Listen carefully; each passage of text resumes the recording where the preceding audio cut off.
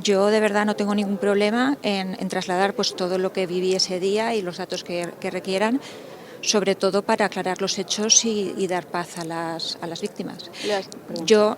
Yo sí que estaba localizada y disponible. Me imaginaba que en algún momento me podrían llamar para aclarar lo que sea de ese día y, por supuesto, estoy más que disponible. Pues al final ya sabéis, nosotros vamos a testimoniar lo que hemos vivido. Nosotros estábamos en nuestros municipios y con toda la colaboración que se puede dar a la justicia y pues bueno, esperando esa citación porque de momento solamente lo sabemos por prensa. La verdad es que, como os digo, cuando tienes o ostentas un puesto de responsabilidad, pues al final tienes que dar la cara y tienes que contar esos testimonios y la verdad es que sí, siendo Catarroja uno de los municipios con más afectación, pues la verdad es que sí, y con ganas también de poder colaborar.